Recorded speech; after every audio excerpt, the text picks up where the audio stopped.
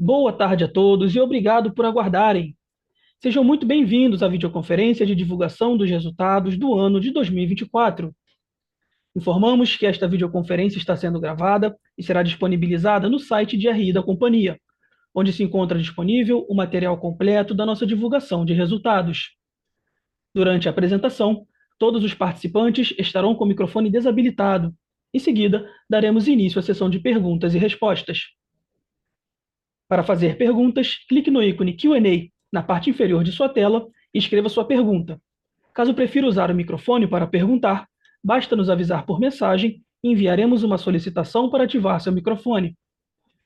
Ressaltamos que as informações contidas nesta apresentação e eventuais declarações que possam ser feitas durante a videoconferência, relativas às perspectivas de negócios, projeções e metas operacionais e financeiras do BR Partners, constituem-se em crenças e premissas da administração da companhia, bem como informações atualmente disponíveis.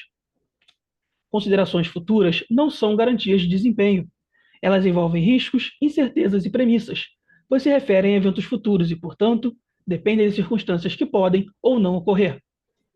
Investidores devem compreender que condições econômicas gerais, condições de mercado e outros fatores operacionais podem afetar o desempenho futuro da companhia e conduzir a resultados que diferem materialmente daqueles expressos em tais considerações futuras. Hoje, contamos com as presenças dos executivos da companhia: Ricardo Lacerda, CEO, José Flávio Ramos, CEO Banco BR Partners, Marcelo Costa, CFO, e Vinícius Carmona, DRI. Agora, passo a palavra ao Vinícius, que começará a apresentação. Boa tarde a todos e obrigado por participarem de nossa teleconferência de resultados referente ao ano de 2024. Vamos começar no slide 2 pelos destaques financeiros. Encerramos o ano de 2024 com receita total de R$ 581 milhões, um crescimento de 33% em relação ao ano de 2023. No trimestre, mantivemos o patamar elevado de receita, atingindo R$ 144 milhões. A receita com clientes, que considera a receita das nossas linhas de front office, atingiu R$ 453 milhões no ano, um crescimento de 45%, que reflete a alavancagem operacional da companhia nesses momentos de mercado que foram mais favoráveis ao longo do ano. No trimestre, a receita totalizou R$ 118 milhões, e já indo para o lucro, tivemos um lucro recorde de R$ 194 milhões em 2024, um crescimento de 25% no ano, e no trimestre o lucro foi de R$ 42 milhões. O ROI atingiu 23,8% no ano e 20,4% no trimestre. Nos destaques operacionais, no Investment Bank anunciamos 14 transações ao longo de 24, um volume total de R$ 16 bilhões, com destaque para operações de M&A e reestruturação. No mercado de capitais, com o mercado primário aquecido no ano, nossas emissões de dívida atingiram um volume recorde de R$ 10,5 bilhões no ano e foram distribuídos aí entre 57 operações. Na gestão do patrimônio, atingimos a marca de R$ 5,2 bilhões de ativos e continuamos bem otimistas com o desenvolvimento dessa vertical. No slide 3, outros destaques relevantes. Agora, em janeiro de 2025, nós entramos no índice Small Cap e no índice de dividendos e estamos bem felizes por essas conquistas, que representam um passo importante da nossa história no mercado de ações brasileiro. A entrada no índice Small Caps traz maior visibilidade para a nossa ação, junto a investidores passivos, como fundos de pensão e ETFs, por exemplo. E isso pode, com o tempo, ajudar a melhorar a liquidez do papel. O índice de dividendos destaca as ações mais pagadoras de proventos da B3, entre large, mid, small caps, todos os portes de empresas, e é importante para a gente estar nesse índice, porque esse tema dos dividendos e hoje, né, um tema cada vez mais relevante para os investidores. Também destacamos a nossa nova cobertura de rating da S&P, que avaliou o banco BR Partners num AA e com perspectiva estável. Esse rating, assim como o da Fitch que nós já temos, chancela a qualidade do nosso banco e nossa disciplina na gestão de riscos. Nos prêmios e reconhecimentos, fomos vencedores do maior deal de energia do ano pela M&A Advisor, um dos veículos mais respeitados do mundo, né, na Investment Banking. E por último, e não menos importante, a nossa sócia Marcela Marcondes entrou para a lista do Forbes Under 30 de 2024, na categoria de finanças. Parabéns a Marcela, que vem desempenhando um papel importantíssimo no desenvolvimento da nossa área de DCM, e é um talento que investimos desde o início de sua carreira, né, e atesta o sucesso do nosso modelo de partnership e da retenção de talentos, né, que a gente tanto fala, e acho que esse é um excelente exemplo para a gente passar. No slide 4, gostaríamos de fazer uma retrospectiva em relação à rentabilidade da companhia e o retorno do valor gerado ao acionista. Já se foram quase 4 anos desde o nosso IPO, mas de fato passando por anos bem voláteis e com realidades econômicas muito distintas. No primeiro gráfico, enfatizamos o alfa gerado em relação à Selic média de cada ano, né, em diferentes ciclos, conseguindo gerar mais alfa em ambientes de juros menores e um alfa mais comprimido em ciclos monetários restritivos. Mas em ambos os casos, né, com retorno substancialmente acima da Selic média nesse horizonte. No segundo gráfico, a evolução do lucro líquido por unit, que apresentou um CAGR de 12% no período, um crescimento importante.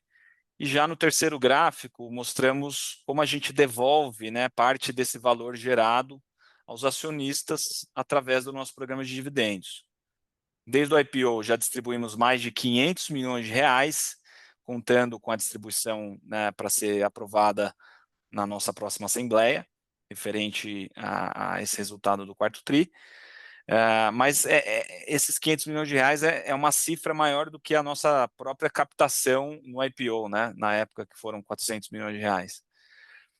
Referente ao ano de 24, distribuímos R$ 2,01 por unit, o que levou a um dividend yield de 13,4%, um patamar que ficou acima da Selic média do ano, né? Isso também entra com destaque aí no índice de dividendos. Fruto da nossa dedicação também, né, nosso negócio tem conseguido gerar muito caixa historicamente, e parte da nossa proposta de valor é justamente retornar parte disso aos minoritários, mas, assim, embora a gente sempre, né, trabalhe com payouts ali acima de 65%, a gente sempre considera a necessidade ou não de capitalizar a companhia de acordo com a sua estratégia. Agora passo a palavra ao Marcelo Costa, nosso CFO, que vai continuar tocando a apresentação. Boa tarde a todos, é um prazer estar aqui novamente. No slide 5, a receita com clientes permaneceu em patamares muito saudáveis e representou 78% das receitas do ano, reforçando a alavancagem operacional da companhia nos negócios intensivos em pessoas, com crescimento em todas as linhas de front office.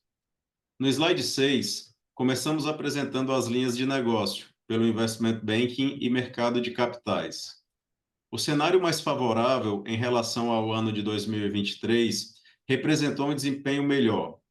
A receita total do ano foi de 353 milhões de reais, um crescimento de 47% em relação ao ano passado, com um ano aquecido para M&A e distribuição de dívidas no mercado de capitais.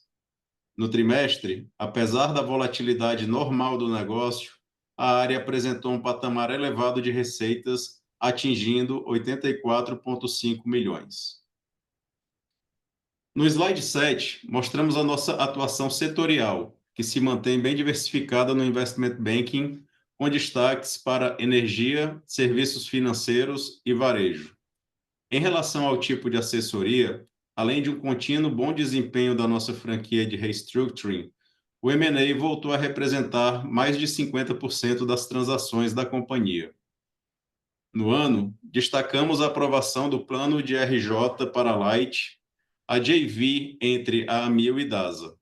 No trimestre, atuamos com o Fairness Opinion da venda da Linhares Geração para a Eneva. No slide 8, mostramos a evolução das emissões de dívidas no mercado de capitais. Emitimos o valor recorde de 4,4 bilhões de reais em dívidas no trimestre. No ano, a área também teve a máxima histórica de 10,1 bilhões de reais em emissão, uma alta de 220% em relação ao ano passado.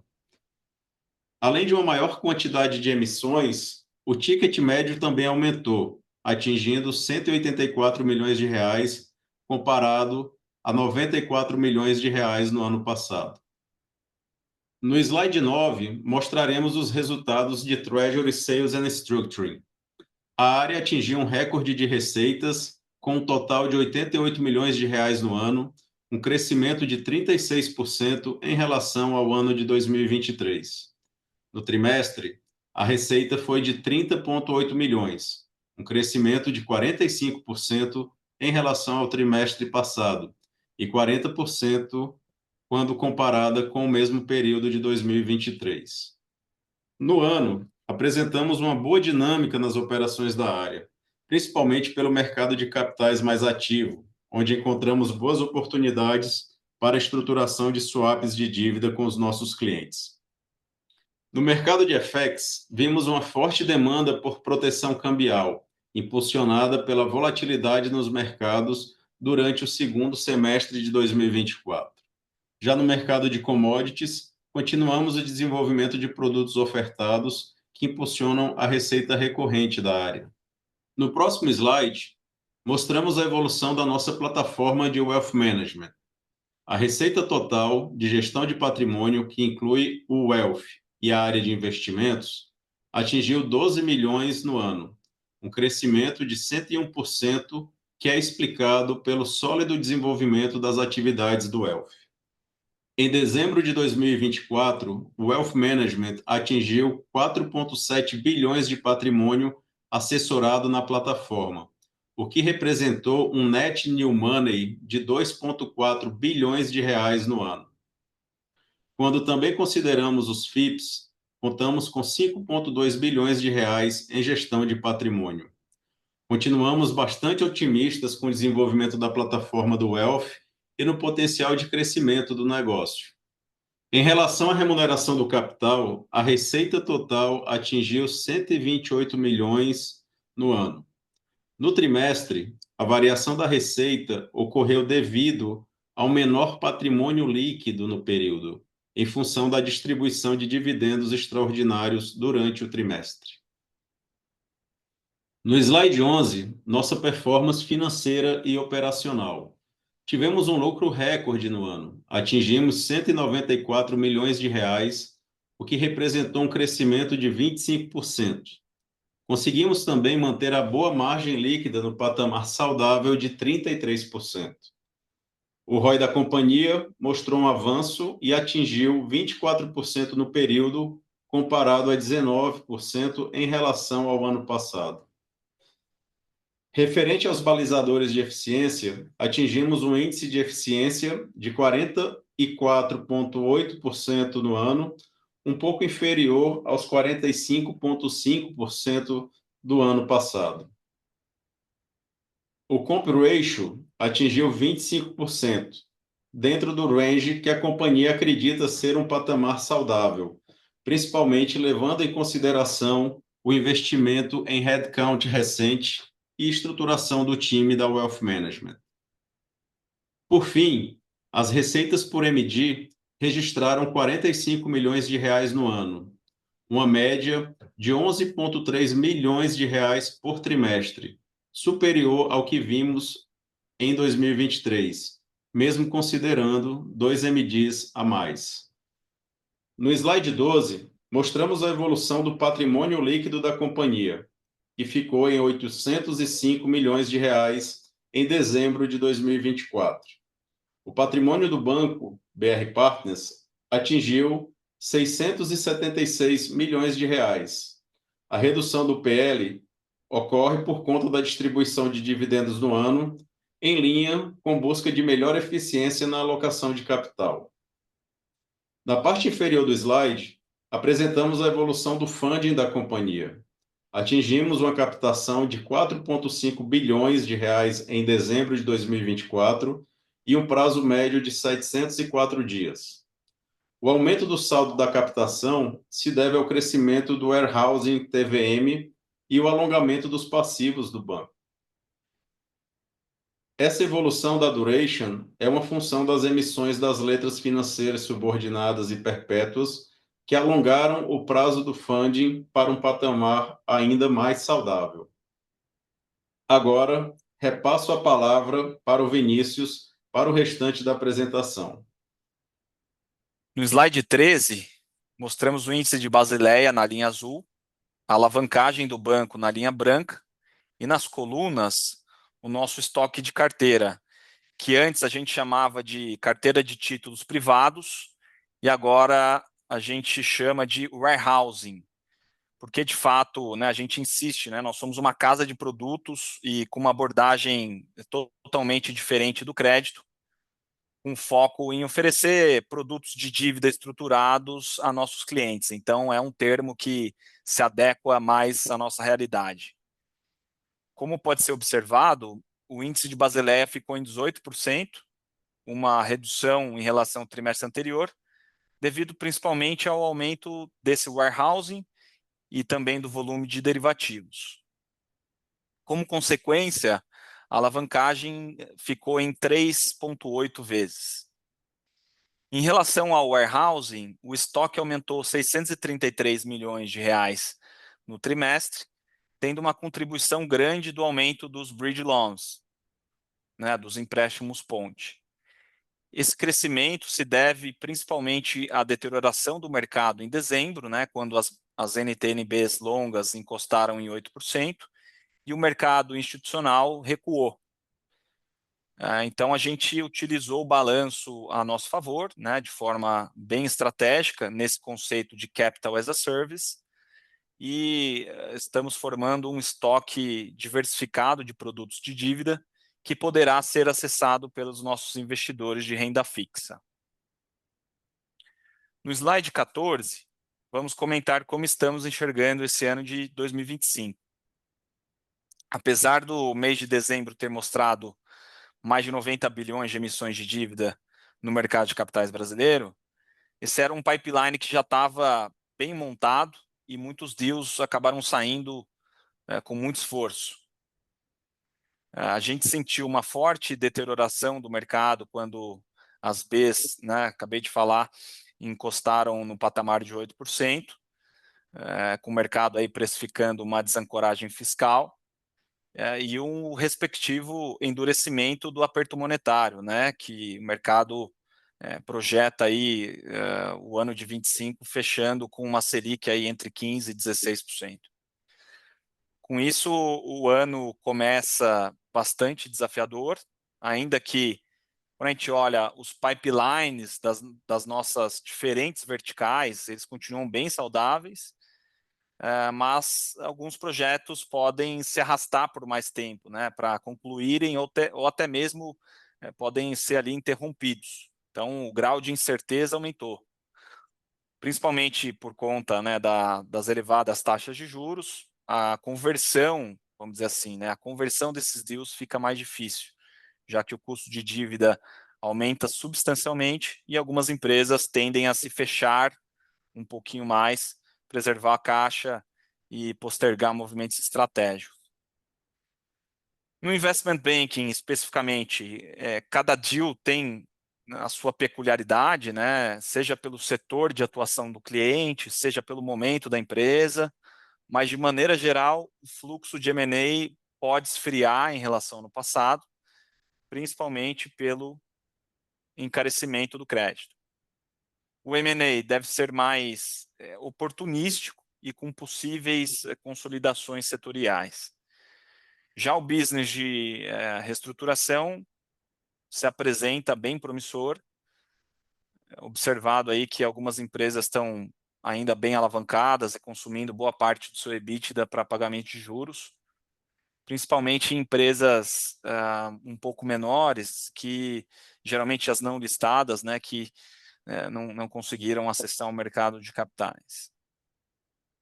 Agora, entrando no mercado de capitais, também enxergamos um ano com uma desaceleração considerável no volume das emissões, por alguns motivos que vale, primeiro, né, o ano de 2024 foi um ano recorde, com o mercado extremamente líquido, e boa parte das empresas se aproveitaram, né, aproveitaram esse momento para se refinanciarem, alongarem as dívidas e captarem a spreads mais baixos, e algumas dessas empresas não veem aí uma grande necessidade de captação em 2025.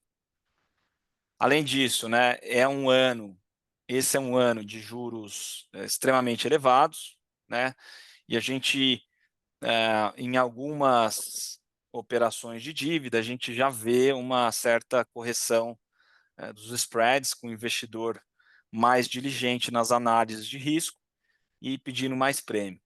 E, por fim, destacaria também a preservação mesmo de caixa por parte das empresas, né, e uma freada nos investimentos, basicamente porque um custo de dívida de Selic mais um spread inviabiliza boa parte dos projetos. Mas ainda assim, não parece ser um ano ruim para o mercado de capitais. Aliás, até bom comparado aos anos recentes, né? Mas mais distante desse pico de atividade que foi 2024.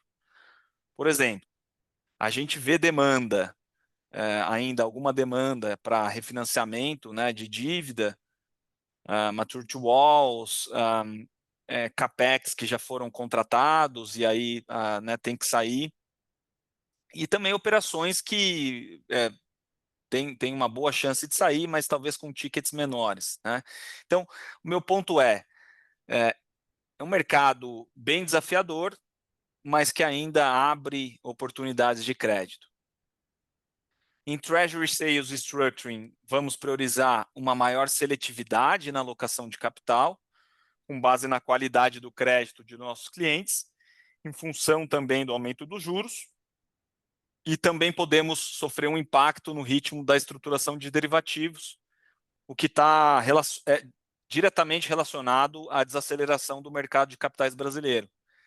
Mas temos um bom pipeline para as operações de flow, contando com uma base crescente de clientes que temos aí uma boa demanda para hedge, né, hedge de commodities e produtos de câmbio, por exemplo.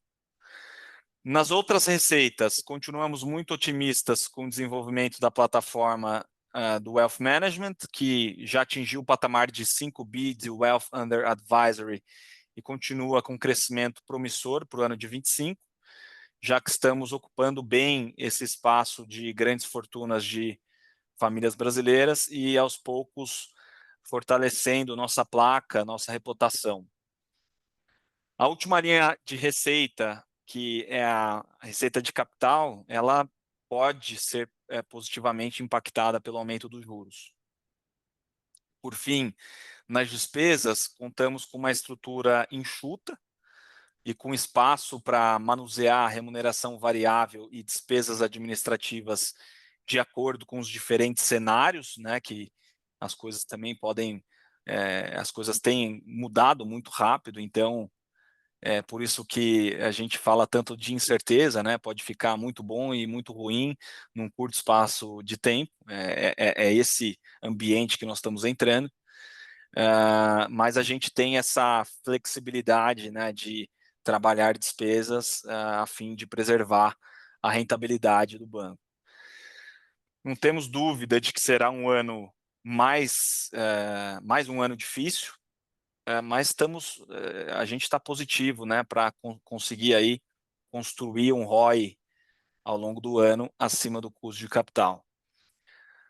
No último slide, a gente reforça a resiliência do nosso modelo de negócios, apto a proteger valor em diferentes ciclos econômicos. Resumidamente, a gente tem um modelo de partnership totalmente orientado à geração de resultados.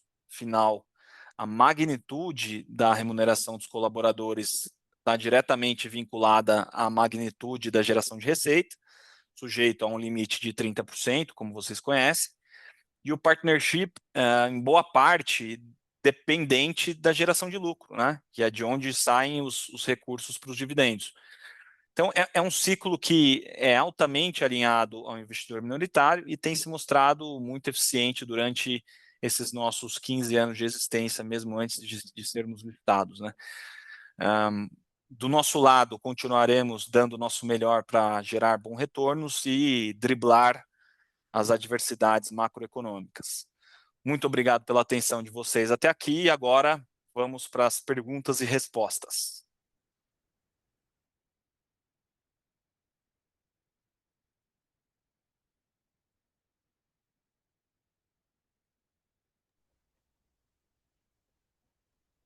Agora começaremos a sessão de perguntas e respostas.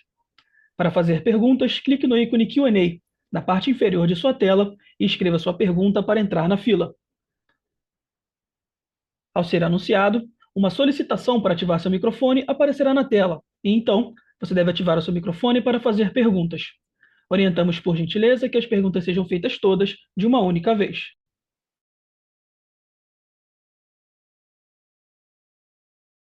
A nossa primeira pergunta vem do Ricardo Buchpigel, BTG Pactual. Ricardo, habilitaremos seu áudio para que você possa prosseguir. Pode prosseguir, por favor. Boa tarde, pessoal, e obrigado pela oportunidade de fazer perguntas. Eu tenho duas aqui no meu lado. No final do ano passado, vocês comentaram em uma entrevista que, dada essa piora macro e um tough comps com 24, o mercado de DCM poderia cair na casa de uns 30% e 25%, né? E o CEO do Itaú corroborou um pouco com essa mensagem no código de resultado desse mês. Ele falou que a queda desse mercado pode ser também na ordem de uns 30% a 40%. Mas, por outro lado, o que a gente tem visto no começo aí desse ano é que os spreads eles têm melhorado bastante. Isso pode, naturalmente, ajudar a melhorar a performance dos fundos de renda fixa e, potencialmente, pode atrair mais dinheiro, mais demanda, né, também para DCM. Então, dito tudo isso, eu queria entender se vocês ainda têm essa mesma visão de que 2025 a gente pode ver uma queda de uns 30%, 40% em DCM, ou se o cenário talvez melhorar um pouquinho na margem no começo do ano. E na minha segunda pergunta, a gente viu nesse trimestre que houve como vocês colocaram, né, uma maior retenção dos títulos e uma maior exposição a derivativos, que combinado com um pagamento de dividendos mais relevante no trimestre, a gente viu uma queda de 5 pontos percentuais no Core Tier 1, que é o de capital mais puro, né, indo para um patamar bem baixo de 10,2%. Então, eu queria entender se talvez poderia ter uma maior venda desses títulos no primeiro trimestre, já bem rápido, melhorando esse indicador, e o que a gente pode pensar em termos de política de payout no ano, pensando no nível de capital ótimo que vocês trabalham, né? É um pouco isso. Obrigado. Ricardo, obrigado pela sua pergunta. Ótimas ponderações. Eu vou começar respondendo a tua primeira, depois o Marcelo e o Zé podem comentar um pouco melhor a segunda pergunta. Bom, eu acho que para a gente começar a falar do mercado de DCM, muita gente aí tem questionado em relação ao que esperar para 2025, em relação ao tamanho dessa indústria, mas antes de mais nada, eu acho que a gente tem que reconhecer que o ano de 2024 foi um ano sem precedentes, de acordo aqui com os dados da Ambima, considerando, né, todos os produtos ali de renda fixa, mais FDIC, fundo imobiliário, FIAGro, foi uma indústria de 700 bilhões em 2024, né? A gente viu uma liquidez extremamente elevada ali no mercado primário, obviamente que com uma demanda muito forte do lado do investidor, a gente viu uma compressão dos spreads, então foi um ano muito importante para as grandes empresas alongarem seus passivos, né, reciclarem, vamos dizer assim, a dívida e captarem a custos mais baixos. Então, a gente viu uma verdadeira corrida ali pelo mercado de capitais, o que também é interessante porque mostra que esse nosso mercado está cada vez mais profundo, né? A gente vê novas empresas acessando mais o mercado de capitais como a sua principal fonte de funding, e os próprios grandes bancos, né, também muito ativos nesse mercado. Então, acho que foi um ano que a gente conseguiu aproveitar muito bem desse momento do mercado. E quando a gente olha o começo de 2025, né, a gente até comentou no final do ano passado uma possível redução na ordem de 30%. O Milton também comentou ali uma redução, né, do Itaú entre 30% e 40% em relação ao mercado. E não necessariamente essa redução ela é ruim, né? Porque se você falar de 30%, 40%, nós estamos falando de uma indústria que 700 bi vai cair para 400, 450, que é muito em linha com os anos ali de 2021, 22 e 23, que foram anos excelentes do mercado de capitais.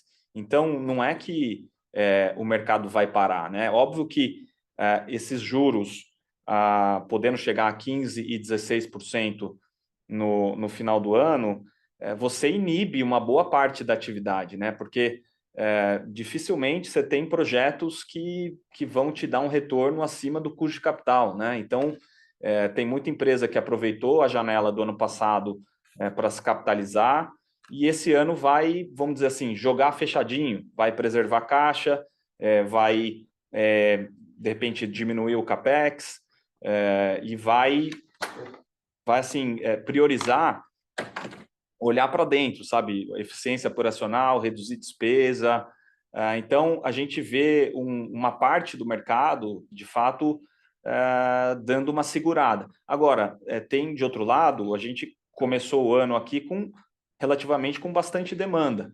Alguns deals, obviamente, eles têm uma redução no ticket, né? Então, as empresas começam a ajustar. De repente, um projeto que ia gastar precisava de uma dívida de 200 milhões, aí acaba captando 150. Então, a gente vê esse tipo de ajuste, mas existem ainda, vamos dizer, um pedaço de empresas que tem ainda maturity walls, né, que precisam buscar refinanciamento. Você tem uma outra parte que tem projetos de infraestrutura aí que se pagam, então vão precisar acessar o mercado de capitais.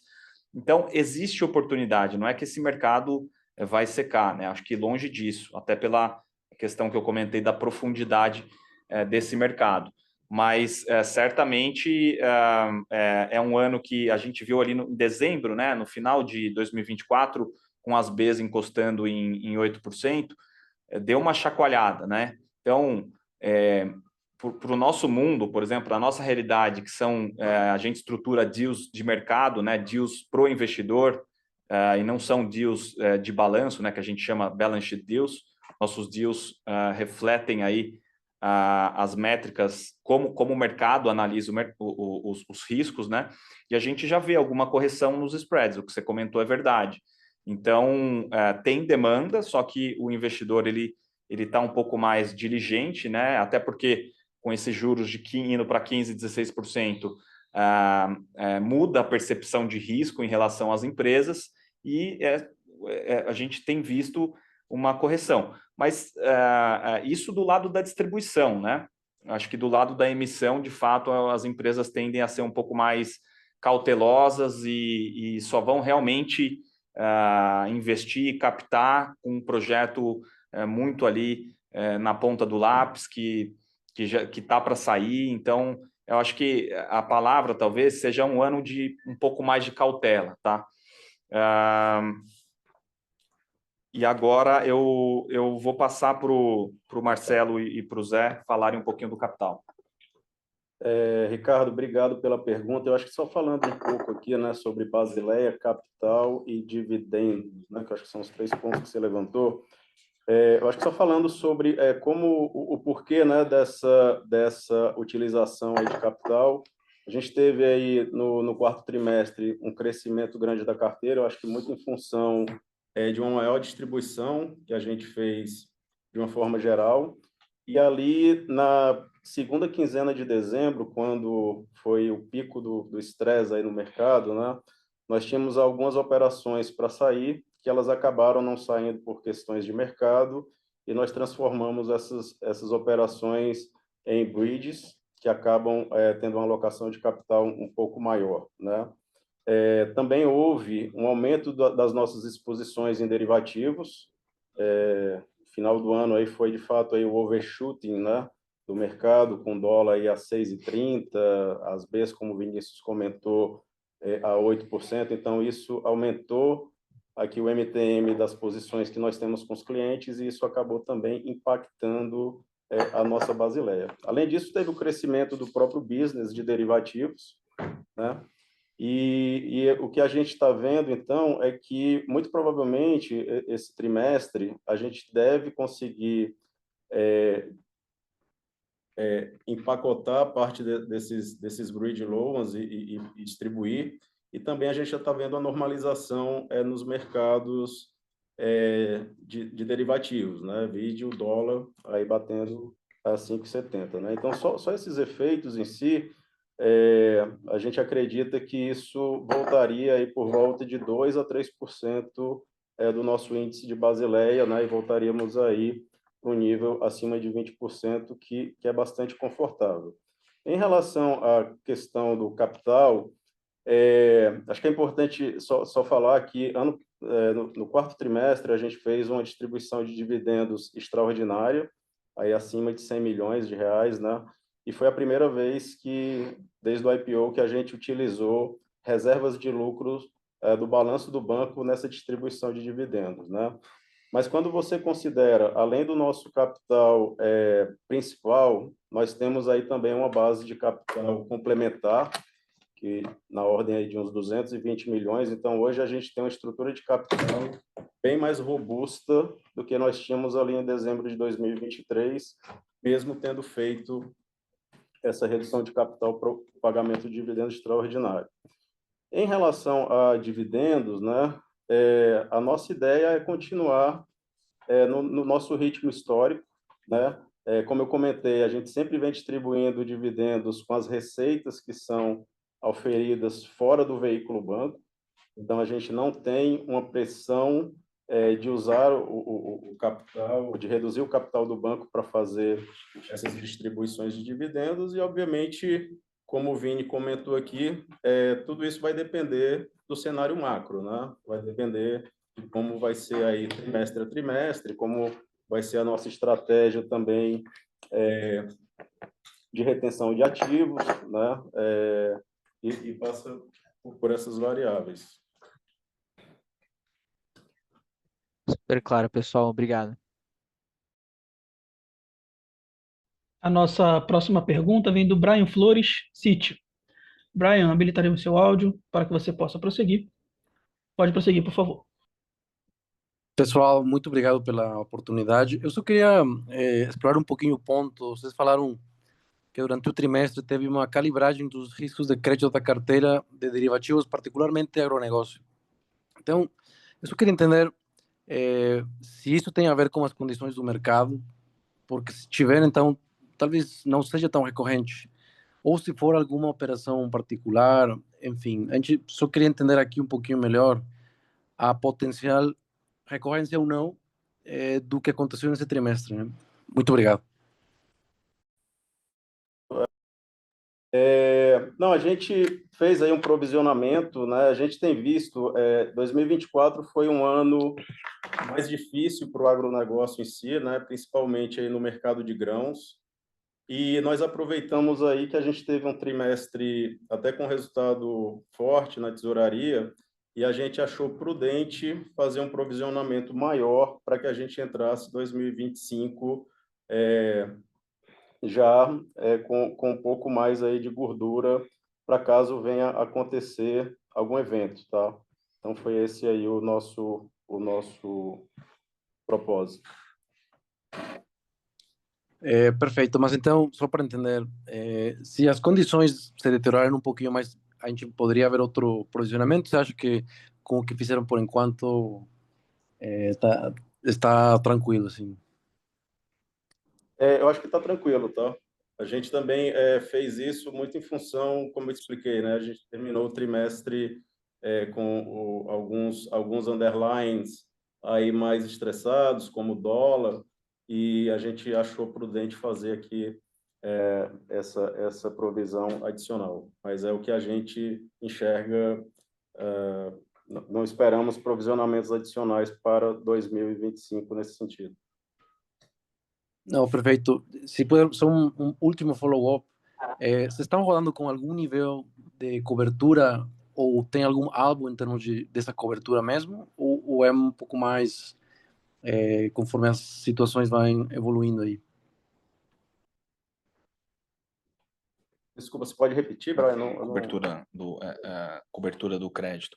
Na verdade, o Brian, esse provisionamento ele se deu para a carteira de derivativos, né? Então, porque ali, na verdade, a gente corre um risco de contraparte. Então, a gente vai monitorando os casos de crédito, né? Os riscos dos clientes, dos setores, conforme a dinâmica. Então, vamos dizer, é um provisionamento diferente do que é um provisionamento de carteira de crédito, por exemplo, né? Que você vai criando lá um buffer, um colchão e vai administrando. Super claro, pessoal. Obrigado. Antes de prosseguir, gostaríamos de reforçar que para fazer perguntas, clique no ícone Q&A na parte inferior de sua tela e escreva sua pergunta para entrar na fila. Ao ser anunciado, uma solicitação para ativar seu microfone aparecerá na tela, e então você deve ativar o seu microfone para fazer perguntas. Orientamos, por gentileza, que as perguntas sejam feitas todas de uma única vez. A próxima pergunta vem do Matheus Guimarães, XP. Matheus, habilitaremos seu áudio para que você possa prosseguir. Pode prosseguir, por favor, Matheus. Oi, pessoal, me escutam aí? Sim, escutamos. Tá certo. Bom, obrigado pela oportunidade de perguntar e mais uma vez parabéns pelos resultados. Acho que a minha pergunta é um pouco sobre até o que vocês trouxeram no slide 13, né, da parte do warehousing de TVM. Acho que o movimento foi bem forte no quarto trimestre, né, levando até a alavancagem ali para 3,8 vezes. Como é que a gente deve pensar isso aí olhando para frente? Vocês acham que assim, isso foi muito pontual em virtude do estresse que aconteceu ali na segunda quinzena de dezembro, como vocês bem pontuaram? Já pode ter alguma reversão disso no primeiro tri? Como é que a gente pensa um pouco essa parte para frente, pessoal? Matheus, Zé Flávio aqui. Se você olhar no próprio slide 13, no março de 24, a gente estava com 3,7 vezes a alavancagem, tá? Como a gente tem explicado e conversado com vocês, nosso balanço ele é muito tático, né? Ele é muito de acordo com o ritmo de emissões, né? O ritmo de vendas, as aberturas e fechamentos de spread no mercado, o apetite do mercado a risco, a taxa de juros, etc., etc., né? O que aconteceu no último TRI foi, primeiro, a gente teve o maior volume de emissão num TRI da nossa história. Emitimos aí mais de 4 bi, tá? A gente tem ali um ballpark de reter mais ou menos aí perto de entre 15%, 20%, 25% das nossas emissões, tá? A gente continua retendo, parte do nosso trabalho o co-investimento, né, nas emissões que a gente faz. A gente teve, como o Vini e o Marcelo explicaram, essa mudança de apetite no mercado, dado o movimento de taxa de câmbio, taxa de juros, etc., e a gente reteve um pouco mais no nosso balanço, mas nada fora, tá, do que é a nossa estratégia. Não teve nada que a gente reteu ou foi obrigado a reter e colocar no balanço porque micou, para usar o termo de mercado, micou a distribuição. Isso me lembra um pouco a gente voltando no movimento que teve com lojas americanas e light, né? O mercado deu engasopada, o momento foi outro, né? Foi um problema de crédito. Aquela hora a gente viu um punhado de oportunidade porque os spreads de crédito abriram e a gente, naquele momento, começo de 2023, a gente reteve no nosso balanço as operações que a gente achava que era interessante e, na hora que o mercado deu alívio, mais para o segundo TRI, a gente distribuiu. E a gente vem, se vocês olharem trimestre a trimestre, a gente vem aproveitando esses movimentos, né? Por exemplo, de março, né? Trimestre fechado em março de 24 para junho de 24, a gente vendeu carteira, né? A gente diminuiu, a gente soltou um pouco do que estava porque os spreads comprimiram. Construímos um pouco mais de carteira, soltamos e assim a gente vai fazendo taticamente usando o balanço, né? De novo, o nosso business não é crédito, né? Como o Vini mostrou aí, é Credit as a Service, então a gente vai fazendo esse warehousing tático, né? E assim que o mercado vai melhorando, a gente vai soltando. A ideia não é ter um banco alavancado 10, 11, 12 vezes, não. Tá? Mas a gente espera um crescimento lento do nosso balanço, né? À medida que as operações vão crescendo, a originação vai crescendo, a tendência devagarzinho é ter um balanço um pouco maior, mas nada parecido com banco de crédito. Então, maravilha, super claro. E se me permitirem só um follow-up nisso, e aí quando, dada essa aquisição mais forte, né, esse aumento da alavancagem no quarto TRI, é possível esperar aí, quando a gente olhar a sua receita de capital ao longo de 2025, talvez comparado com o CDI, a gente deve ver uma melhora disso aí, assim, ou seja, significa que vocês encarteiraram títulos que vão te gerar um yield melhor para 2025? Olha, faz todo sentido, tá? Então, os prédios abrindo, o CDI subindo, a gente espera ter uma receita de capital maior, sim, de remuneração de capital / carregamento dos TVMs maior para 2025, sim. E eu acho que só complementando aqui o Zé Flávio, né, uma das táticas dessa nossa carteira é gerar FII, né? Então, com certeza, essa maior alavancagem também se traduz, de certa forma, um pouco na geração de FIIs que não entra na conta de capital, mas entra na conta de serviços aí de mercado de capitais. Maravilha, super claro, pessoal. Obrigado aí mais uma vez. Continuando, a próxima pergunta vem do Pedro Ledu, Itaú BBA. Pedro, habilitaremos seu áudio para que você possa prosseguir. Pode prosseguir, por favor. Boa tarde a todos, obrigado pelas perguntas. A primeira vem na direção de Debt Capital Markets. A gente falou algum minuto atrás aí sobre volumes mais fracos, mas também queria entender um pouquinho se historicamente isso casa com períodos em que os FIIs de emissão, né, seja a taxa de originação, distribuição, podem ficar maiores também e compensar um volume mais fraco, se historicamente esse é o padrão, se é algo que vocês estão vendo agora. Essa é a primeira pergunta. E a segunda é em relação a SG&A, despesas tanto pessoal como administrativas. Teve um período de investimento em 24, né, principalmente pessoal, e administrativa teve em outras ofensores ali. Se a gente tem alguma ideia como que essa linha pode se comportar aqui para 25, seja linha de pessoal como administrativa, seria ideal. Obrigado. Olha, Duque, obrigado pela pergunta. Como eu falei agora há pouco, o mercado piora um pouco, você tem alguns efeitos no mercado de DCM, né? Obviamente, um deles é o efeito benéfico, entre aspas, para o investidor, que ele pede mais prêmio e acaba conseguindo. Ele é um pouco pior para o emissor, que vai ter que pagar um pouco mais de prêmio, dado a situação de mercado. E os FIIs também, como se torna mais difícil, obviamente, o trabalho nosso, né?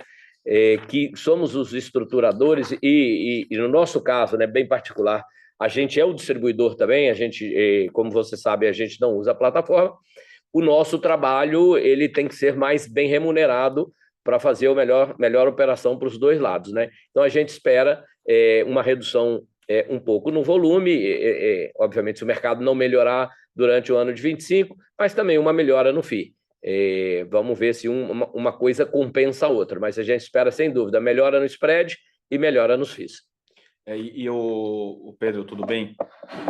E eu acho que esse ambiente de crédito mais restrito, ele acaba trazendo também oportunidades, né? A gente tem que ver o copo um pouco cheio, seja porque os bancos de crédito mesmo ficam um pouco mais restritos e aí de repente a empresa tem um pouco mais de apetite para ir para o mercado de capitais, seja porque para o nosso perfil, por exemplo, né, nós somos uma casa conhecida por estruturar produtos, vamos dizer, mais, sem querer ser repetitivo, mais estruturados, um pouco mais complexos. Então, essa narrativa de, né, você conseguir desenhar algo diferente para o teu cliente, sabe, seja com garantias, com colaterais, com prazos diferentes e alinhar isso com o nosso investidor, eu acho que isso cria né, uma oportunidade e, obviamente, que isso também vai repercutir nos FIIs, né, de estruturação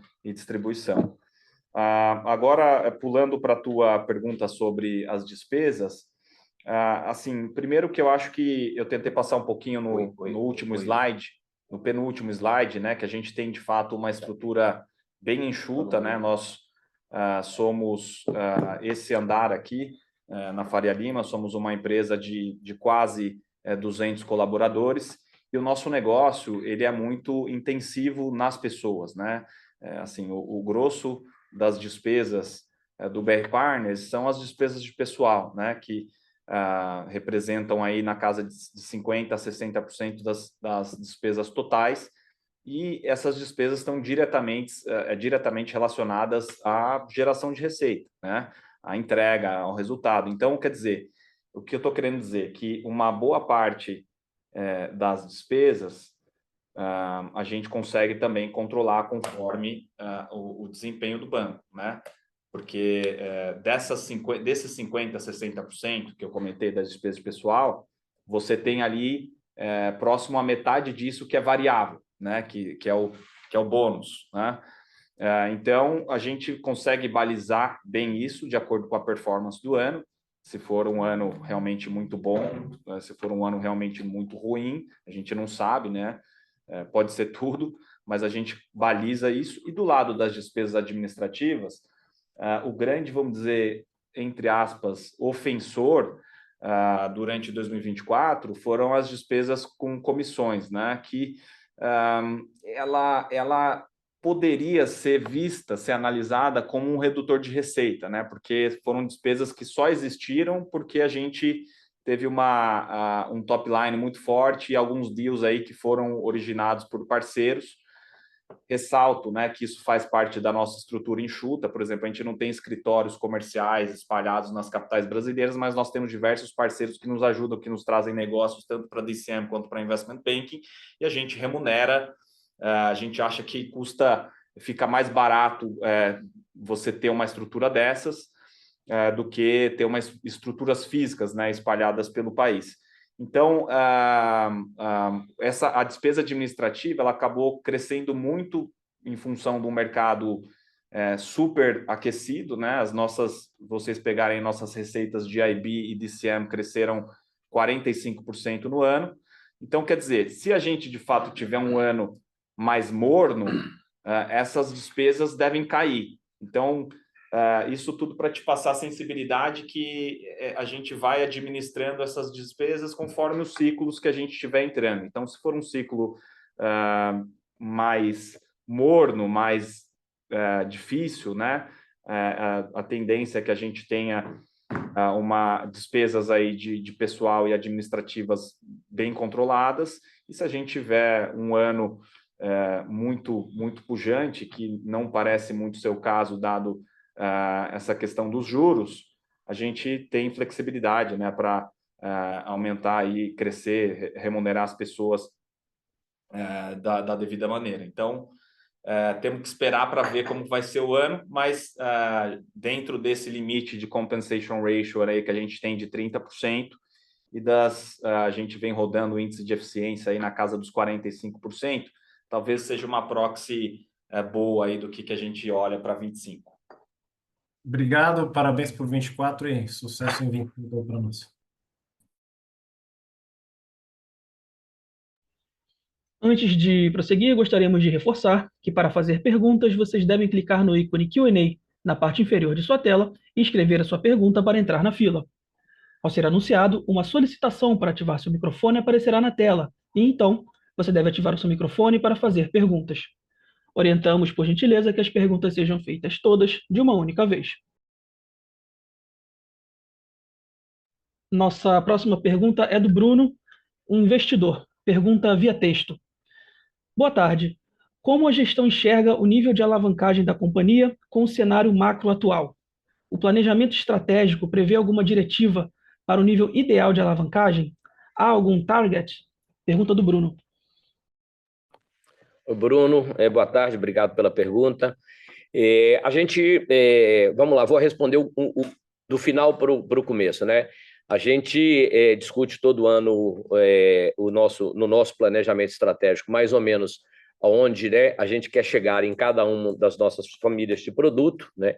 A gente crê que um índice de Basileia aí até 15% seria um bom target para a gente, olhando isso no futuro, né?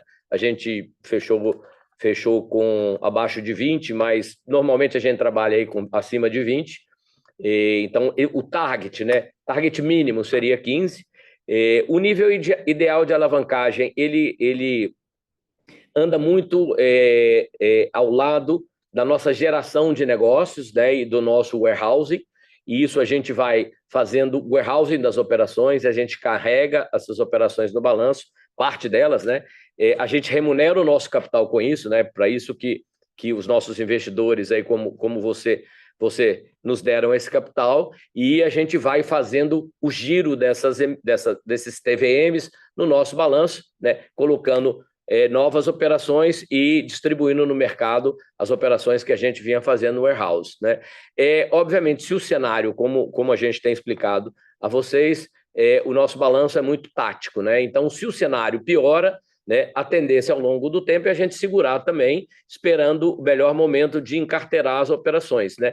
Esperando melhores momentos de spreads mais, vamos dizer assim, gordos, recheados, que a gente põe no balanço e depois a gente, quando o mercado melhora, a gente solta isso no mercado, a gente vende aos investidores. Isso é o que a gente vem fazendo ao longo do tempo, né? No slide 13 aí, que a gente já repetiu 2 ou 3 vezes, e você deve ter isso aí, você pode reparar que isso aí, esse movimento de balanço a gente vem fazendo ao longo aí da nossa vida. Então, é muito mais um olhar tático, né, de acordo com o modelo de negócio que a gente tem, que é estruturar, emitir e distribuir.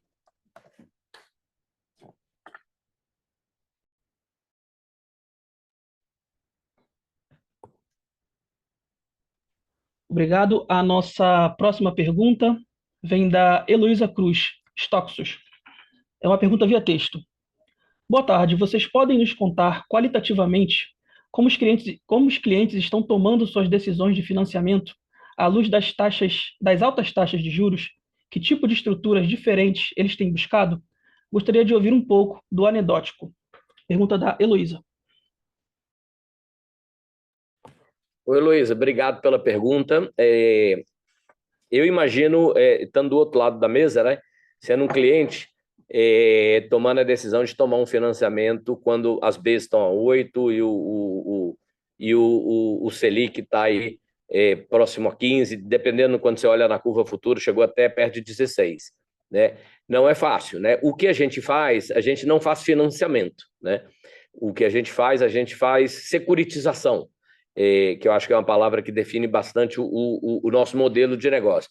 A gente securitiza ativos, fluxos, projetos. Então, quando a gente olha no mercado de infraestrutura, essa taxa de juros cabe nos projetos. Né? Quando você olha em real estate, que uma incorporadora, por exemplo, tem um estoque, que ele está vendendo esse estoque, cabe nessa taxa de juros. Mas quando você vai tomar um financiamento puro e simples, você vai tomar no mercado bancário, imagino aí a CDI mais 3, 4, você vai pagar perto de 20. Né? Então, a decisão, né, do empresário é ver se o dinheiro que ele está tomando cabe dentro do fluxo financeiro dele, se ele vai conseguir pagar. Isso aqui, né, traduzindo para dentro da gente, quando a gente vai fazer uma operação de mercado de capitais, a gente olha muito e muito no detalhe a capacidade de pagamento, né, a qualidade dos ativos e dos fluxos que a gente está recebendo em garantia. A gente não faz nenhuma operação clean aqui, né? Todas as operações nossas têm garantias de primeira qualidade. Então, são operações que, quando você une a capacidade do emissor de pagar, né, mais os ativos que a gente recebe em garantia, são operações que a gente classifica aí, a maioria delas como AA ou A, né, A ou AA na escala de risco.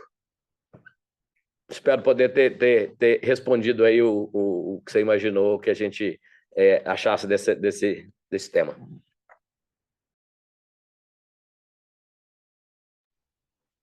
A sessão de perguntas e respostas está encerrada. E agora gostaríamos de passar a palavra para as considerações finais da companhia.